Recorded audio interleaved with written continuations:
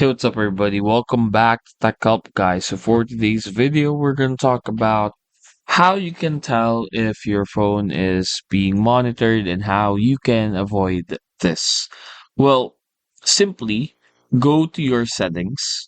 From here, the first thing you want to do is you want to search on the usage of your phone, everything, usage and diagnostics, and data usage as well. The main reason for this is if you have a higher usage, but you don't really use your phone that much, then it may be a sign that your phone's being monitored. At the same time, it can also be one of the reasons why your phone is lagging. So make sure to run a usage and diagnostics right here. Just click on usage and diagnostics and you can see there already just how much you have used on your phone.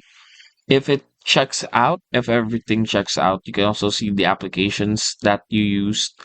If everything checks out, like those are the apps you use and the time that you use your phone as well is accurate, then there's no need for you to worry.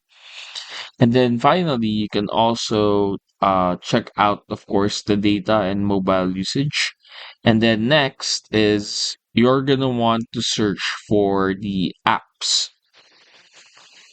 So make sure to check all the apps and have and ensure that all the apps installed on your phone you installed it yourself, because sometimes if your phone's being monitored, then most likely hackers can install certain apps, and oftentimes you don't get to see that often, or it's hidden in your phone. So it's best to check your apps if there are any unknown or downloaded apps that you did not download.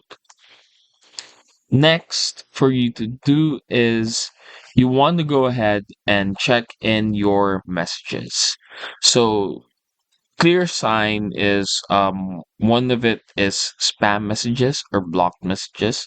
So make sure to utilize block numbers and blocking spam messages to ensure that you do not receive any more spam messaging, because sometimes those spam messages contain links, and those links, once you have clicked on them, automatically they may bring you to a website that can hack your system.